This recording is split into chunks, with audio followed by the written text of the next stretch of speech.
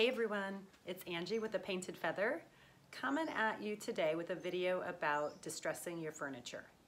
And I get asked a lot how to distress furniture and the best ways to accomplish a certain look and not overdo it. So I'm gonna just go over what I do, and there's probably like hundreds of ways to do this, so whatever way you end up with is awesome, but I'm just gonna show you my methods for distressing furniture. So I have my DeWalt sander. It's very dusty because I use it a lot. And on here, I'm gonna put a 220 grit sandpaper for this. And what we are working on today is this little dresser.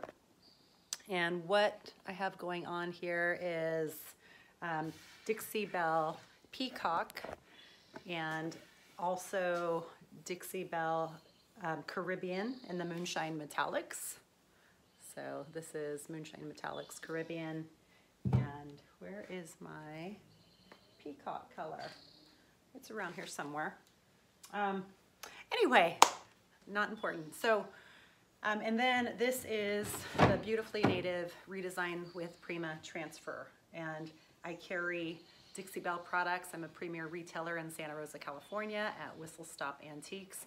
Currently on the COVID-19 shelter in place, it is out of my home. So anyway, I'm going to show you how I go about distressing this, and just I like things to look kind of rustic, and like I want this transfer to look like it has been on this piece of furniture and maybe like it's been painted on there. So I'm going to distress this a little bit. I will hand distress this part, but I'm going to use my electric sander around like the edges. And what I like to do personally is just kind of outline the edges with the sander and just kind of make it look like, yeah, it's almost like an outline. And then usually I'll go in with some gilding waxes, or, you know, the wax will really pull the wood color out. So I'll show you that as it happens.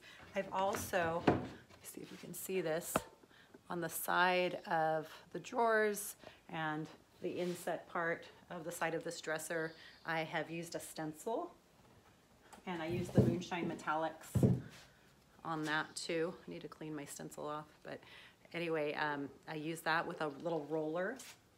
So that is how we got that look. And this is 2 coats of peacock paint. If I didn't say that, I'm gonna just tell you again. And 1 coat of the Moonshine Metallic over, and I have it on the top as well, right here, just for a little glimmer on there. So, okay, I'm gonna put my mask on. Always protect yourself and your lungs so that you don't get sanding dust. You don't wanna inhale that. All right, hold on 1 second. Be right back with you. I'm gonna pull this away a little bit so you can hear me, and then I'm gonna get to work. Yeah, always protect your lungs from sanding dust. You can protect your eyes too, but I wouldn't be able to see if I put all that on. So I'm gonna leave my eyewear off right now, but I'm gonna show you how I go in and distress these sides. Okay, so here we go.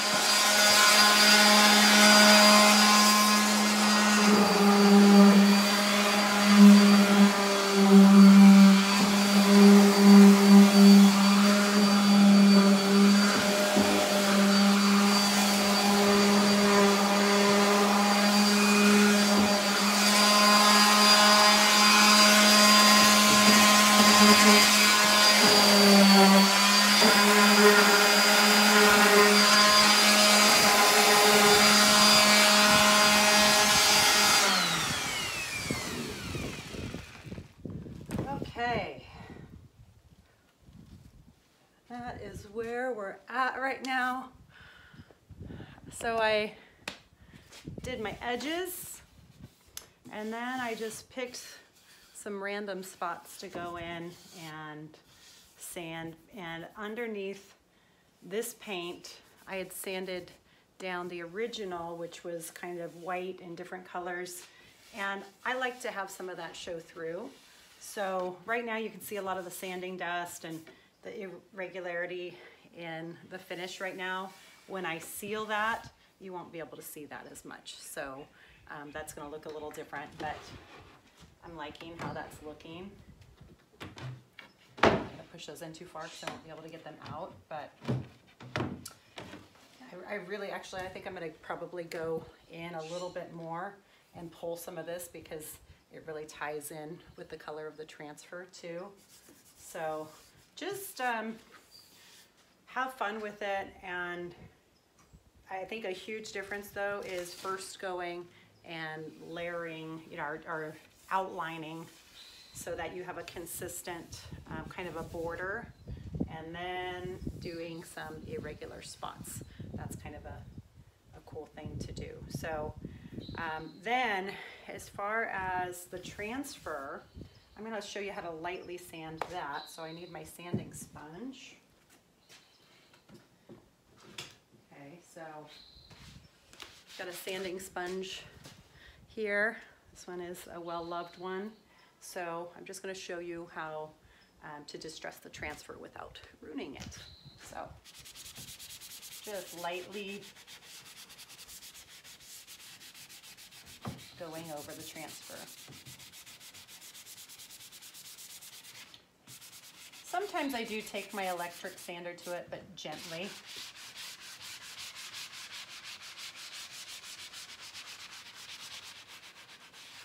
I'm not gonna do this one too hard because I want to keep it really vibrant.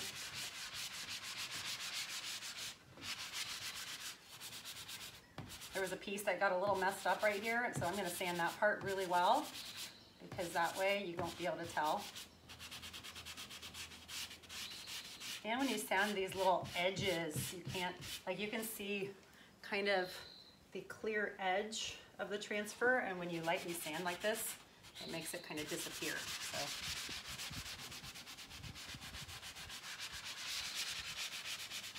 just blends it right into the paint.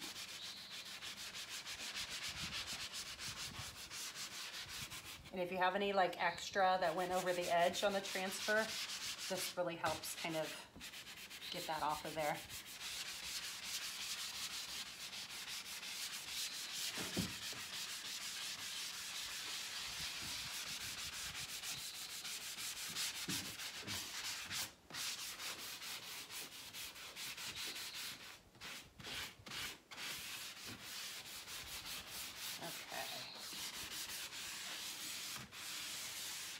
And I'm going to go over the whole entire piece with a 400 grit or more sanding sponge just to make the surface feel super duper smooth and soft.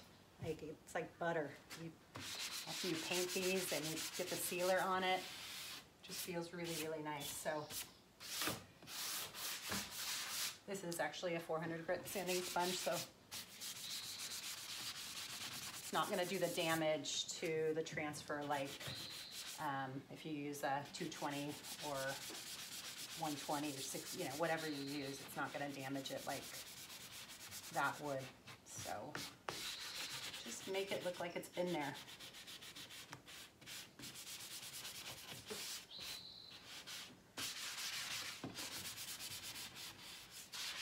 Okay, so I'll go in and I'll do these two. I'll probably pull the drawers out and do that. So anyway, that is a little tutorial on distressing your piece and how I do that.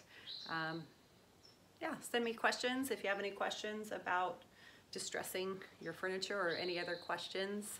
And you can find me at Angie, or The Painted Feather by Angie on Facebook, or Instagram, thepainted_feather, or www.thepainted-feather.com. Reach me at Angie at thepainted-feather.com, or on any of those pages. You can send me a message. All right, happy painting.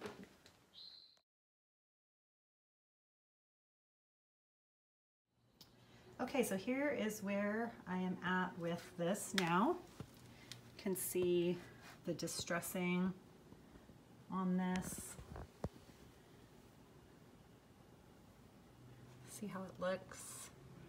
And then you can see the color coming through. I've gone in and I've waxed, and I've actually kind of dry brushed some stain on there because I'm doing kind of a interesting top where I wanted it to look stained, but I also want it to have color coming through. So I still am going to distress that a little bit, but the stain needs to dry completely for a day before I can do that. So anyhow, this is how this piece is looking. I really, really like it.